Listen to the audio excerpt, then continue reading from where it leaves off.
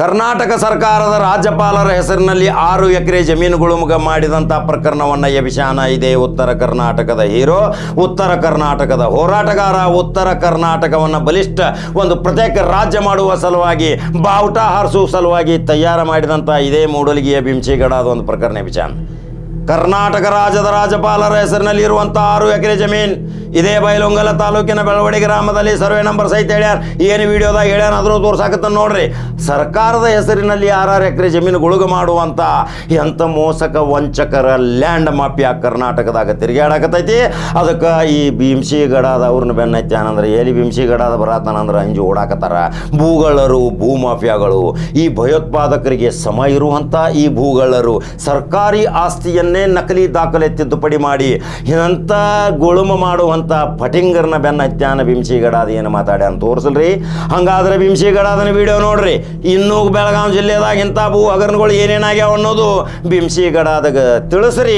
ಅವ ಇದನ್ನು ಹೋರಾಟ ಮಾಡ್ತಾನ, ನ್ಯಾಯಾಲಯಕ್ಕೆ ಅರ್ಜಿ ಸಲ್ಲಿಸ್ತಾನ, ಮಂತ್ರಿಗಳಿಗೆ ಭೇಟಿ ಆಗ್ತಾನ, ಹೋಮ್ ಮಂತ್ರಿಗಳಿಗೆ ಭೇಟಿಯಾಗಿ ಒತ್ತಡ ತರ್ತಾನ, ನ್ಯಾಯ ಕೊಡಿಸ್ತಾನ ಅನ್ನುವಂಥ ಒಬ್ಬ ಉತ್ತರ ಕರ್ನಾಟಕದ ಒಬ್ಬ ಗಂಡು ಮೆಟ್ಟಿನ ನಾಡಿನಲ್ಲಿ ಒಬ್ಬ ಬಿಂಸಿಗಡಾದ ಅದಾನಂದ್ರೆ ಅವಂಗೆ ಲೈಕ್ ಮತ್ತು ಶೇರ್ ಮಾಡಿರಿ, ಪ್ರೋತ್ಸಾಹ ಮಾಡಿರಿ, ಬೆಂಬಲಿಸ್ರಿ. ಮತ್ತೊಂದು ಕಡಕ ಜವಾರಿ ಸುದ್ದಿ ಹೋಗಿ ಬರ್ತೀನಿ. ಯೂಟ್ಯೂಬ್ದಾಗ ಬಟನ್ ಹಿಡಿದು ಮರಿಬೇಡ್ರಿ. ನಂಬರ್ 1 ನ್ಯೂಸ್ ಕನ್ನಡ ಜವಾರಿ ಕಾಕಂದು ನಮಸ್ಕಾರ. ಬೆಳಗಾವಿ ಜಿಲ್ಲೆ ಬೈಲಹೊಂಗಲ ತಾಲೂಕಿನ ಬೆಳವಡಿ ಗ್ರಾಮದಲ್ಲಿ ಸರ್ವೆ ನಂಬರ್ 221/1 ಒಟ್ಟು ಕ್ಷೇತ್ರ 19 ಎಕರೆ 33 ಗುಂಟೆ, ಖರಾಬು ಹೊರತುಪಡಿಸಿ 13 ಎಕರೆ 13 ಗುಂಟೆ. ಈ ಜಮೀನಿನ ಪೈಕಿ 6 ಎಕರೆ ಜಮೀನವನ್ನು ಆಶ್ರಯ ಯೋಜನೆ ಸಲುವಾಗಿ ಬಡವರಿಗೆ ಹಂಚಲಿಕ್ಕೆ ಮಾನ್ಯ ರಾಜ್ಯಪಾಲರು ಕರ್ನಾಟಕ ಸರ್ಕಾರದ ಹೆಸರಲ್ಲೇ ದಿನಾಂಕ 14/3/2002 ಹಣ ಕೊಟ್ಟು ಖರೀದಿ ಮಾಡಲಾಗಿದೆ. ನೋಂದಣಿ ಸಂಖ್ಯೆ 39/20/2001. ಇದರ ಪ್ರಕಾರ ಇದು ಹಕ್ಕು ದಾಖಲೆಯಾಗಿ 6 ಎಕರೆ ಕ್ಷೇತ್ರಕ್ಕೆ ಮಾನ್ಯ ರಾಜ್ಯಪಾಲರು ಕರ್ನಾಟಕ ಸರ್ಕಾರ ಅಂತೇಳಿ ಉತ್ತಾರದಲ್ಲಿ ದಾಖಲಾಗಿದೆ.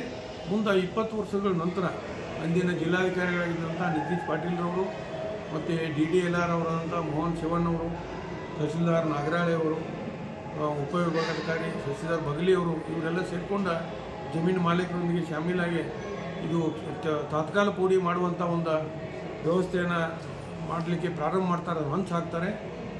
ಯಾಕಪ್ಪ ಅಂದ್ರೆ ಈ ಜಮೀನನ್ನು ಲೇಔಟ್ ಮಾಡ್ಕೇರಿ ಖಾಸಗಿಯವರಿಗೆ ಮಾರಿದ್ರೆ ಭಾಳ ಹಣ ಬರ್ತದೆ ಅಂತೇಳಿ ಜಮೀನು ಮಾಲೀಕರೊಂದಿಗೆ ಸಂಚು ಮಾಡಿ ತಾತ್ಕಾಲ ಪೋಡಿಗೆ ಪ್ರಸ್ತಾವನೆ ಸಿದ್ಧಪಡಿಸಿದಾಗ ಅಂದಿನ ಕಾರ್ಯನಿರ್ವಾಹಕ ಅಧಿಕಾರಿ ತಾಲೂಕು ಪಂಚಾಯಿತಿ ಬೈಲಹೊಂಗಲ ಇವ್ರು ಏನು ಹೇಳ್ತಾರೆ ಅಂದ್ರೆ ಈ ಜಮೀನು ಮಾನ್ಯ ರಾಜ್ಯಪಾಲರ ಹೆಸರಿನಿಂದ ಇರುವುದರಿಂದ ಇದು ಪೋಡಿ ಮಾಡಲಿಕ್ಕೆ ಸರ್ಕಾರದ ಅನುಮತಿ ಕಡ್ಡಾಯವಾಗಿರುತ್ತದೆ.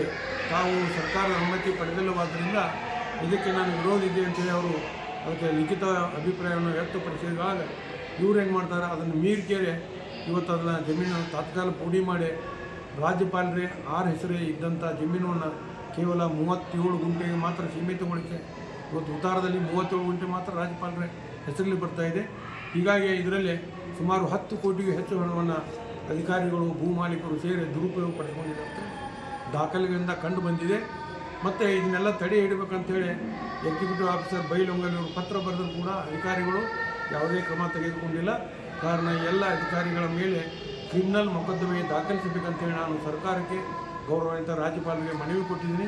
ಇವರೇನಾದರೂ ಕ್ರಮ ತಗೊಳ್ಳದೇ ಇದ್ದರೆ ನಾನು ಉಚ್ಚ ನ್ಯಾಯಾಲಯದಲ್ಲಿ ಸರ್ಕಾರದ ವಿರುದ್ಧ ಸಾರ್ವಜನಿಕ ಹಿತಾಸಕ್ತಿ ಅರ್ಜಿ ದಾಖಲಿಸ್ತಾನಂತ ಹೇಳಿ ಬೈತಾ ಇದ್ದೀನಿ. ಭೀಮಪ್ಪ ಗಡ ಮಾಹಿತಿ ಹಕ್ಕು ಕಾರ್ಯಕರ್ತ ಮೂಡಲಿ.